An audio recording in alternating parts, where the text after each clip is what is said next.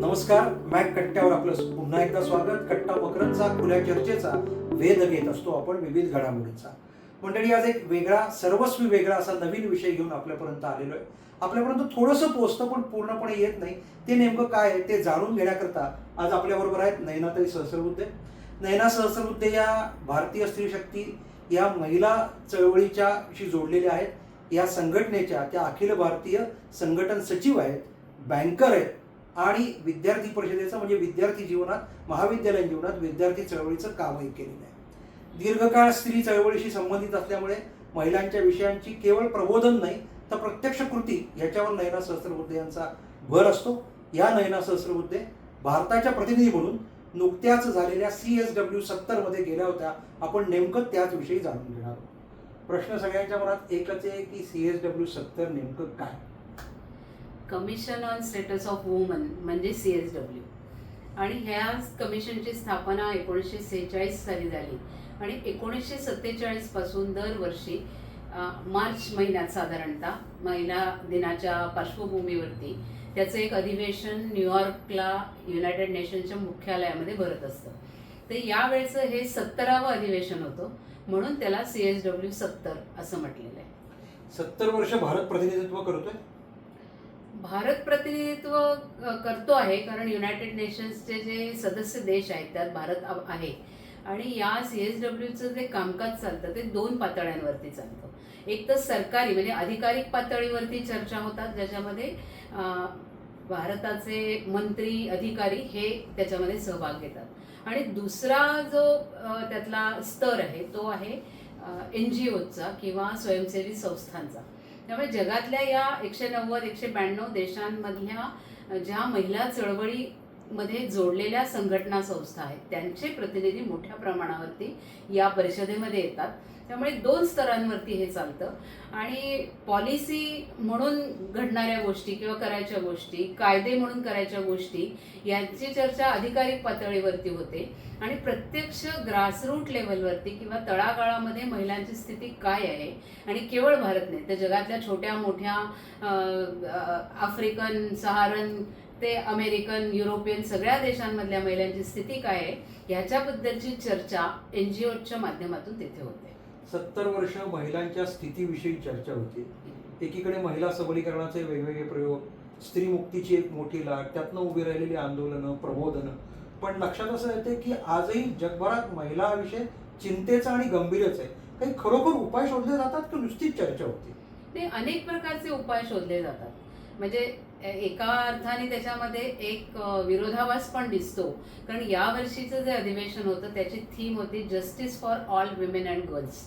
आणि हा विषय निवडण्यामागचं जे कारण होतं ते युनायटेड नेशन्सच्या जनरल सेक्रेटरींचा जो एक रिपोर्ट आला त्या रिपोर्टमध्ये असं म्हटलंय की आजच्या घडीला म्हणजे महिला सबलीकरणाची, महिला समानतेची इतकी वर्ष काम युनायटेड नेशनमध्ये देशोदेशांमध्ये होतं आहे, तरी सुद्धा आजही जगातला एकही देश संपूर्णपणे स्त्रियांना आणि पुरुषांना समान कायदेशीर स्वातंत्र्य किंवा कायदेशीर कवच देत नाही असं त्या अहवालात म्हटलेलं आहे. पण याचं कारण असं आहे की किती कायदे कानून केले तरी सुद्धा जी मानसिक अवस्था आहे, कल्चरल बॅरियर्स ज्याला म्हणतात ते आहेत. आणि हे बदलत नाही तोपर्यंत स्थिती बदलणार नाही. तरी सुद्धा आज 87 देशांनी डोमेस्टिक व्हायलन्स किंवा घरगुती हिंसाचाराबद्दल कायदे केलेले आहेत. 40 देशांनी आपल्या संविधानामध्ये योग्य ते परिवर्तन आणून महिलांना न्याय मिळेल ह्याची काळजी घेतलेली आहे. आता प्रश्न उरतो तो मानसिकता बदलाचा आणि पुरुषांच्या सहभागाचा. म्हणजे ही जी सगळी चळवळ आहे समानतेची, त्यात ती केवळ महिलांसाठी चालवलेली चळवळ असूच शकत नाही आणि तशी ती नसावी. आणि पुरुषांचं सहकार्य त्याच्यामध्ये घेण्याची गरज आहे. म्हणून ही फॉर शी अशा प्रकारचा पण एखादा इनिशिएटिव्ह युनायटेड नेशनमध्ये घेतला जातो. आमच्यासारख्या संघटना सुद्धा वी मेन फॉर वुमेन अशा प्रकारची आंदोलनं करतात.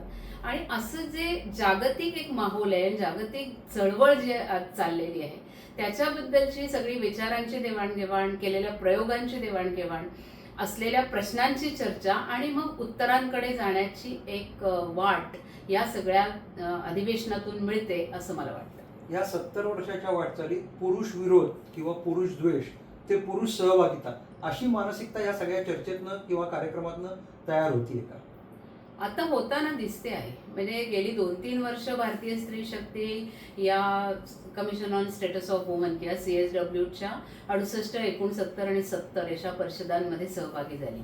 तर गेल्या वर्षी आम्ही एक ऑनलाईन वेबिनार या पार्श्वभूमीवरती आयोजित केला होता. त्याचं टायटल किंवा शीर्षक होतं shifting gears from women empowerment to educating main.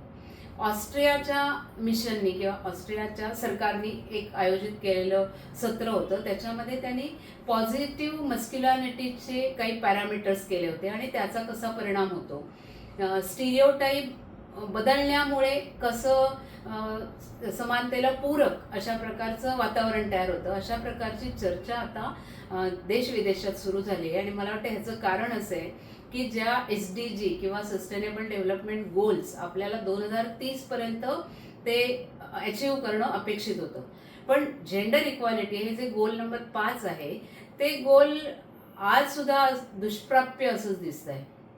आणि प्रत्यक्षात ही स्त्री पुरुष समानता यायला अजून 130 वर्ष लागतील असे अंदाज या आंतरराष्ट्रीय फोरममधून व्यक्त केले जात आहेत. त्यामुळे महिलांच्या साठी आणि पुरुषांचा सहभाग आणि प्रोॲक्टिव्ह ॲक्शन याच्याशिवाय हे सगळं मिळून येणं अवघड आहे.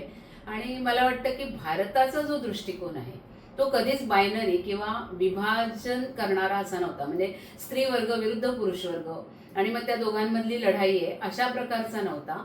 तर स्त्रियांचे प्रश्न हे समाजाचे प्रश्न आहेत आणि त्यांची सोडवणूक करायची असेल तर समाजाचा सहभाग त्याच्यामध्ये असला पाहिजे, अर्थातच पुरुषांचाही सहभाग असला पाहिजे. त्यामुळे याला आज पर्याय दिसत नाही आणि त्या दृष्टीने जग आता विचार करायला लागलं. असा दृष्टिकोन भारताचा तिथे मांडला जायला सुरुवात झाली. आमचा तोच प्रयत्न आहे. म्हणजे ज्याला सॉफ्ट डिप्लोमसी म्हणता येईल त्या प्रकाराने काही ना काही प्रयत्न करावेत हा आमचा उद्देश आहे. अशा प्रकारच्या ज्या जागतिक परिषदा होतात त्याच्यामध्ये वेगवेगळे उद्देश घेऊन लोक एकत्र येतात. म्हणजे एक तर नेटवर्किंग, वेगवेगळ्या संस्थांमध्ये नेटवर्किंग, वेगवेगळ्या देशांमध्ये काही कोऑपरेशन, फंडिंगच्या ज्या काही एजन्सीज असतात किंवा पैसे देणारे लोक असतात तर त्यांच्यामध्ये काही नेटवर्किंग व्हावं.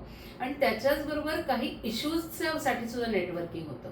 म्हणजे गेल्या वर्षीचा माझा अनुभव सांगते मी की पोर्नोग्राफीवरती एक सत्र गेल्या वेळी होतं की पोर्नोग्राफी या विषयामुळे किंवा इंटरनेटच्या माध्यमातून असं सगळे चित्रीकरण सातत्याने युवकांच्या, पुरुषांच्या, महिलांच्याही समोर येत असल्यामुळे जो त्यांच्या मनावर होणारा परिणाम आहे, हिंसकता आहे, लैंगिक संबंधामध्ये येणारा म्हणजे ॲबनॉर्मॅलिटी आहे, अशा विकृती, तर अशा अनेक गोष्टींवरती चर्चा तिथे झाली.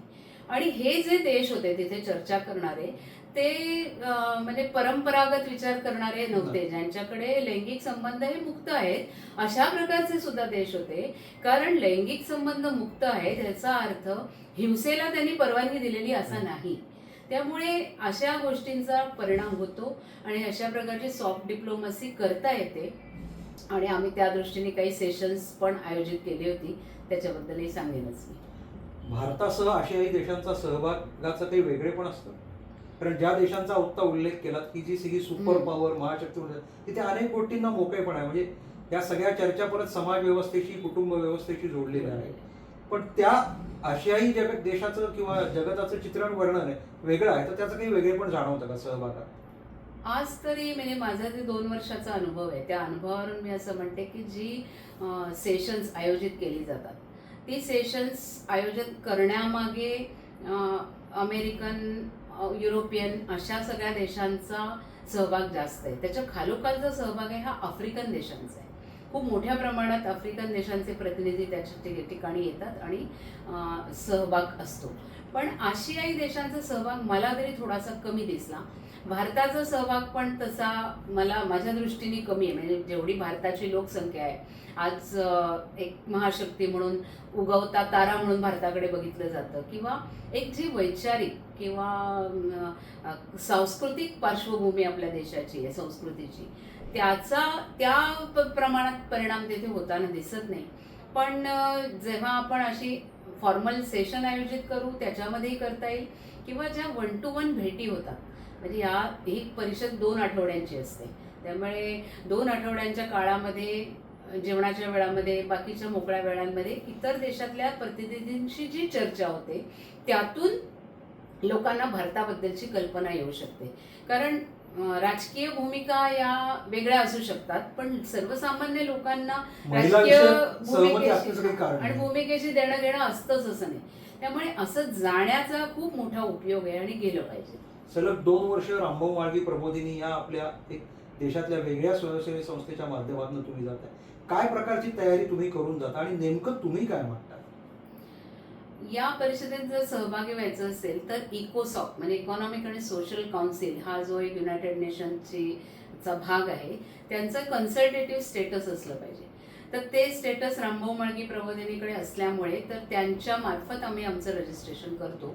भारतीय स्त्री शक्तीने या इकोसॉककडे अर्ज केलेला आहे 24 मध्ये, पण अजून तो अर्ज आमचा अजेंड्यावर आलेला नाही आहे. आणि याची तयारी म्हणून करताना आम्ही यावेळची जी थीम होती justice for all women and girls, तर या दृष्टीने आम्ही काही ना काही तयारी केली. म्हणजे NGO स्टेटमेंट एक मागवलं होतं युनायटेड नेशन. अर्थातच ते आम्हाला रामभाऊ म्हाळगी प्रबोधिनीच्या मार्फत पाठवायला लागलं, पण ते बनवण्यामध्ये भारतीय स्त्री शक्तीचा आणि आमचा जो नॅशनल लॉ फोरम आहे त्यांचा सहभाग होता. आम्ही ते बनवलं आणि ते त्यांच्या अधिकारिक सगळे जे कागदपत्र आहेत त्याच्यात 119 पानावरती ते म्हणणं आमचं दर्ज झालेलं आहे. त्यामुळे प्रयत्न केले तर आपण आपला एक छोटासा का होईना ठसा तिथे उमटवू शकतो. किती जणी होता तुम्ही? म्हणजे भारताचं प्रतिनिधित्व किती जणींनी केलं आता?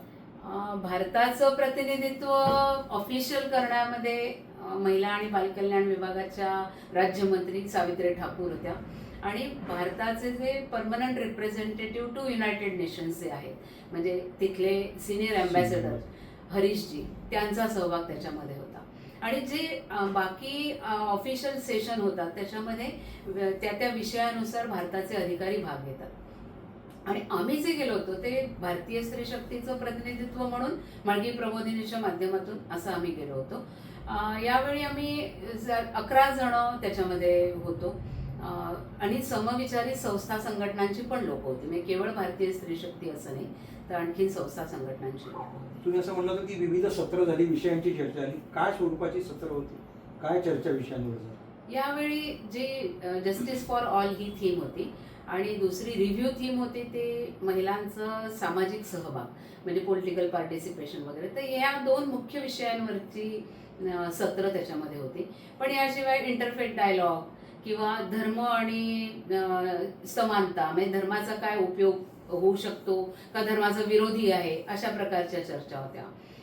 यावेळी सामाजिक सुरक्षा महिलांची, त्यानंतर इंटरनेट आणि जेंडर बेस्ड व्हायलन्स हा टेक्नॉलॉजी ड्रिव्हन जो आहे त्याच्यातून येणारा जो व्हायलन्स त्याच्याबद्दल आज जगाला खूप मोठी चिंता आहे. कारण जसं मानसिकता जर बदलली नाही तर समानता ही कधीच येताना दिसणार नाही. आणि व्हर्च्युअल व्हायलन्स हा अदृश्य व्हायलन्स नाही आहे, तो व्हायलन्सच आहे, तो खरा व्हायलन्स आहे. म्हणजे जो माध्यम व्हर्च्युअल असलं तरी तो खरा व्हायलन्स आहे. आणि आर्टिफिशियल इंटेलिजन्स सारखा विषय की त्याच्यामधून येणाऱ्या भेदभाव आहे किंवा डीपफेक सारखे गोष्टी आहेत, महिलांचे अश्लील व्हिडिओ करून शेअर करणं आहे, त्यांना ब्लॅकमेल करणं आहे. तर आम्ही एक सत्र याच्यावरती ऑर्गनाईज केलं होतं तिथे, AI फॉर इक्वल चान्स म्हणजे स्त्री आणि पुरुषांना ते समान संधी त्याच्यात आहे का, कशी मिळू शकते हा त्याचा विषय होता. आणि लेव्हलिंग फील्ड जे आहे ते प्लेइंग फील्ड हे समान असावं या दृष्टीने परमनंट मिशन ऑफ इंडियाच्या ऑफिसमध्ये हे सत्र झालं आणि त्याच्यामध्ये चांगला सहभाग लोकांनी घेतला. आणि हा एक महत्त्वाच्या विषयावरती आम्ही भारताचं म्हणणं मांडलं. नुकतीच भारतामध्ये AI समिट पण झाली, त्या समिटमध्ये काही चांगले प्रयोग समोर आले होते, तेही आम्हाला मांडायचे तिथे संधी मिळाली होती. दुसरं एक सत्र जे आम्ही आयोजित केलं होतं ते काउन्सिल जनरल ऑफच्या ऑफिसमध्ये केलं होतं आणि Indian pathway to equality and partnership म्हणजे स्त्री पुरुष समानता आणि त्यांचा सहभाग याच्यामध्ये भारताची भूमिका, भारताचा दृष्टिकोन कसा आहे, भारत महिलांकडे काय दृष्टीने बघतो या दृष्टीने ते सत्र आम्ही आयोजित केलं होतं. आणखीन एक गोष्ट आम्ही केली होती की जसं पुरुषांचा सहभाग हा भारतीय स्त्री शक्तीच्या स्थापनेपासूनचा आमच्या दृष्टीने महत्त्वाचा विषय राहिला आणि आमच्याकडे महिला संघटना असली तरी पुरुषांना याचं सदस्य होता येतं, हे वेगळेपण आहे आमचं.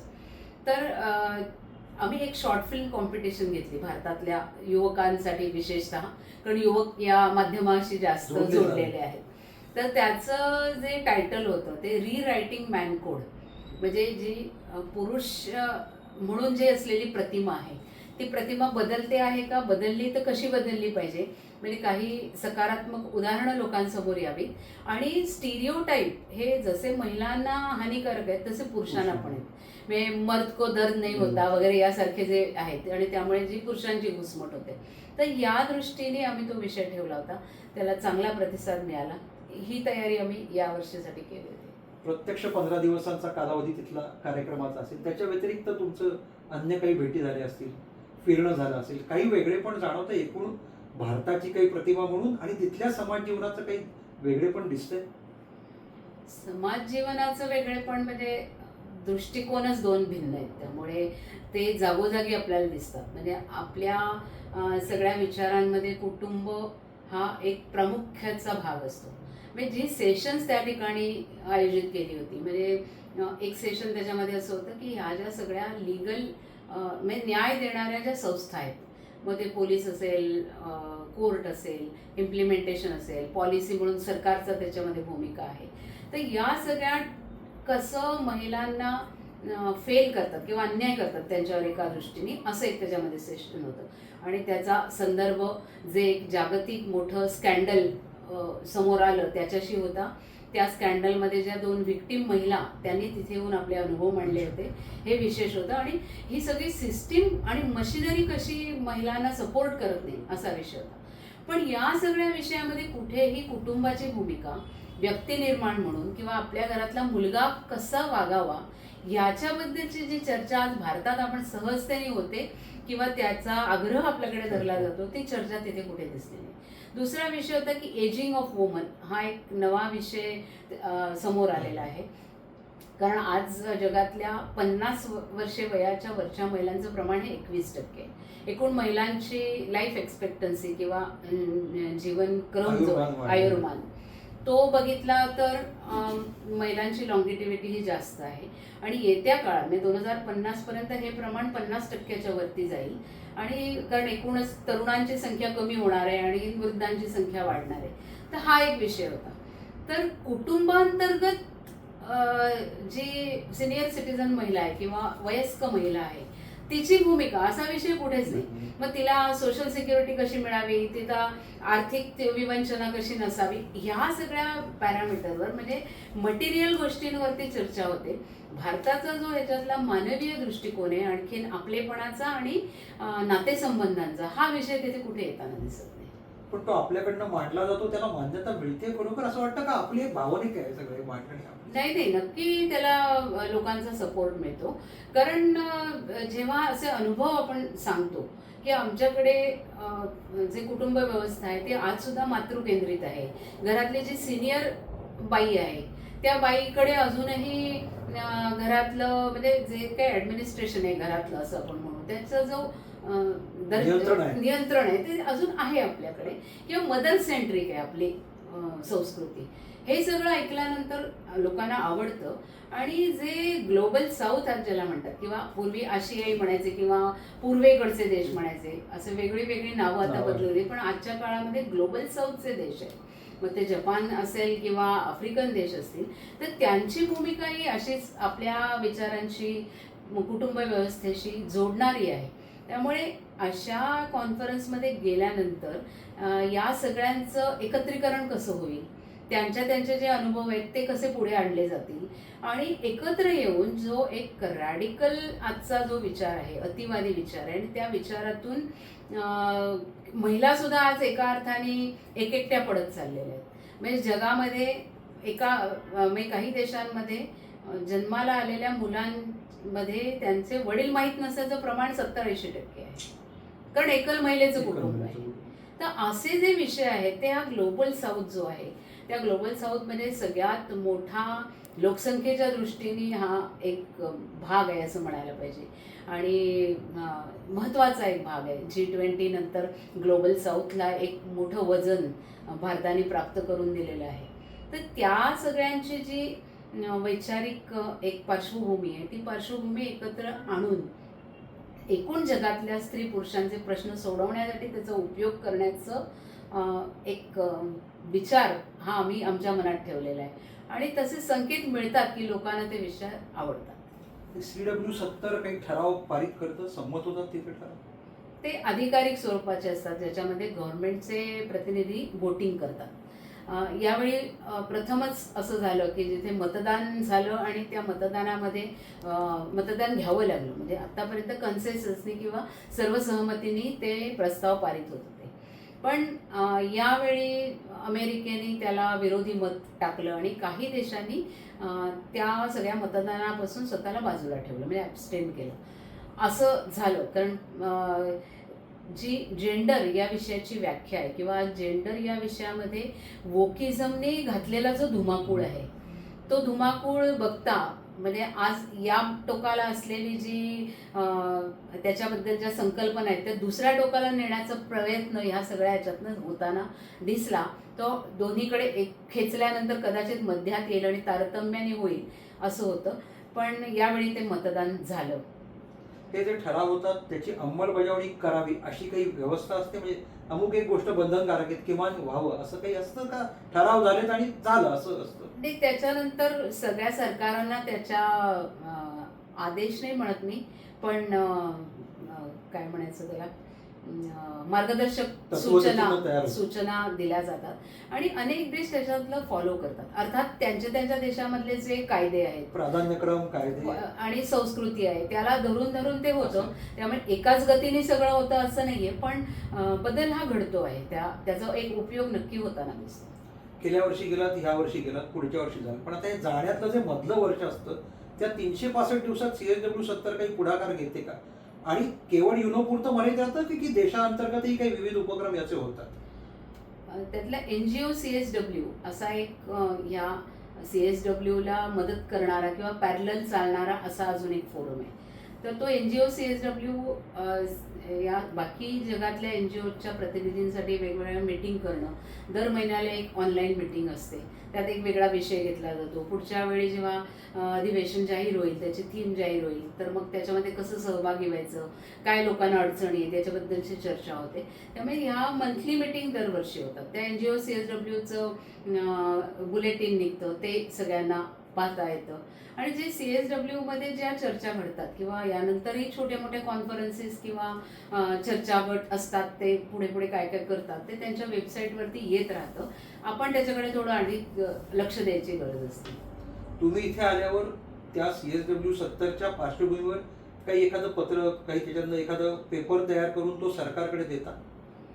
सरकारशी आम्ही गेले 2 वर्ष संबंध ठेवायचा म्हणजे जोडून घ्यायचा प्रयत्न करतो आहोत. त्यामुळे गेल्या वर्षीचं जे सरकारने आयोजित केलेलं सत्र होतं त्याच्यामध्ये त्यावेळी मी G20च्या काळात थोडं काम केलेलं असल्यामुळे मला एक डिजिटल पब्लिक इन्फ्रास्ट्रक्चर हा विषय होता आणि त्यामुळे महिलांचं सशक्तीकरण कसं झालं आहे या विषयावर बोलायची संधी मिळाली होती. यावेळचं सेशन त्यांचं IPSA म्हणजे इंडिया, ब्राझील, साऊथ आफ्रिका या देशांनी मिळून जे इतर ग्लोबल साऊथच्या देशांना जे मदत करतात वेगवेगळ्या प्रकारची त्याच्यावरचं होतं.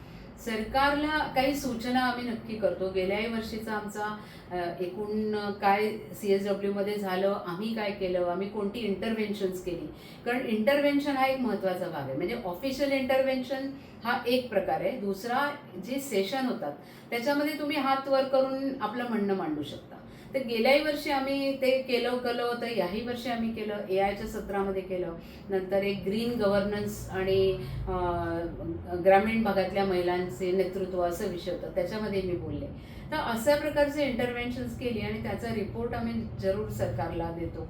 आणखीन यातून पुढे जाऊन सरकारने अजून काय करता येईल अशा ज्या आम्हाला वाटतात सूचना त्याही पोचवायचा आम्ही एक पत्रक काढून प्रयत्न करतो.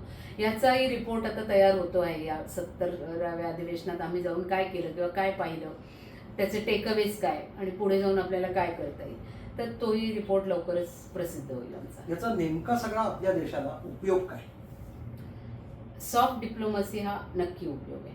म्हणजे जर पाश्चात्य देशांची भाषा बघितली तर राईट, जस्टिस, ॲक्शन असं यावेळेचं त्यांची स्लोगन आहे. तर सर्वांना अधिकार मिळाले पाहिजेत की नाही तर मिळाले पाहिजे, न्याय मिळाला पाहिजे आणि सर्वांनी कृती केली पाहिजे. म्हणजे हे असहमत होण्यासारखं काहीच नाही.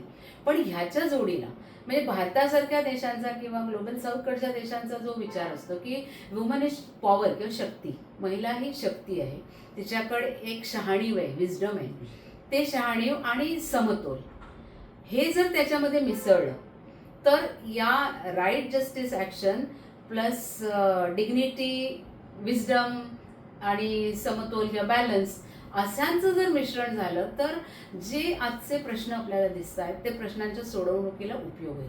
म्हणजे एक डिकोलोनाइज माइंड करण्याची जी गरज आहे त्याचा आपल्याला हा एक चांगला प्लॅटफॉर्म आहे असं म्हणता येईल. आणि तिथे आपले विषय, आपली इतकी मोठी प्राचीन परंपरा, जिवंत परंपरा आहे आपली सांस्कृतिक, त्या परंपरेमध्ये जो महिलाविषयी केलेला विचार आहे, महिलेला एक संपूर्ण व्यक्ती म्हणून दिलेलं स्थान आहे, तर हे असे महत्त्वाचे विषय तिथे आपल्याला मांडता येऊ शकतात.